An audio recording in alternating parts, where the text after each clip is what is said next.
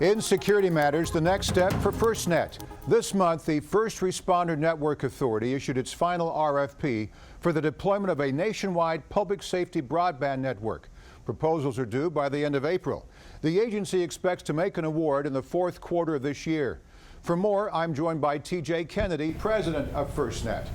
TJ, refresh our collective memory. What is FirstNet and why was it created? FirstNet was created as an outcome of the 9/11 report to really focus on making sure that police officers, firefighters, and paramedics all had access to interoperable communications. Now, you issued a final RFP or request for proposals last week. What exactly are you looking for? We are looking for a partner to come forward and offer to FirstNet to handle all of the key objectives for public safety that they need in a nationwide network that will be able to handle voice, video, and data to help support the life-saving operations that they perform each day. Now, there's a lot at stake here. We're talking billions of dollars and 20 megahertz of spectrum. Tell us more about those two elements. Is there a price tag on this RFP, and how will that spectrum be used by the winning company or companies? The very unique thing about this RFP is it takes together a number of things that were put into the act to make sure that public safety would be sustainable as they were to execute both the deployment of this network and the maintenance of the network. The three things come together as the funding that was put forward with spectrum to be sold, which is part of the $7 billion in funding that FirstNet was delivered. Part two is really driving the fact that we have 20 megahertz of spectrum that we will operate in for the public safety network, but also needs to be leveraged and leased to bring in value that will help drive the capacity and coverage that first responders really need. And the third part is user fees so that the network will be sustainable over time and not require other outside funding. TJ, for obvious reasons, this network needs to be secure. How does cyber factor in here?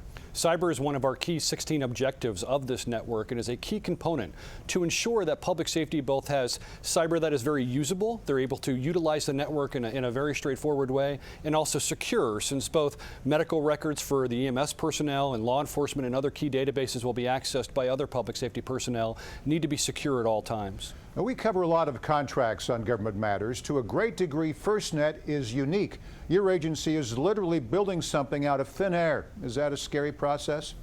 I think it's a challenging process, but it's also a great opportunity. We've been able to attract amazing personnel, both technical and business-related backgrounds that have come together to make sure that public safety and the key public safety needs are met through a unique partnership that will come together through this RFP to leverage the spectrum that has been provided and also make sure that we have the coverage and capacity to meet the needs of public safety 24 hours a day, 7 days a week, 365 days a year. Now, earlier I mentioned that proposals are due by the end of April. What are you looking for from tech and telecom companies? We're really looking for them to create the right kind of team that can go ahead and meet all 16 of the objectives that are in the RFP. These 16 objectives together are what will be evaluated for the best value solution that will really help meet first responders' needs across the country. So much has changed from the TV shows we'd see from the 70s and 80s, Emergency, 1 Adam 12, where we had police, fire communicating.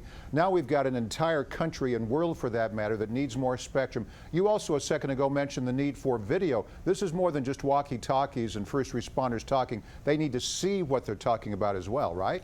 Absolutely, and this is really geared to be a broadband data network, a wireless broadband network. And with that, we expect to really have law enforcement and police officers across this country, firefighters and emergency medical technicians, leverage the power that video can bring them along with situational awareness data so that they can be both safer in their job, more effective, and more efficient to be able to do more with less as they move forward to leverage technology that is available here in 2016. TJ Kennedy, president of the First Responder Network Authority. Thanks and good luck, TJ. Thank you, Morris.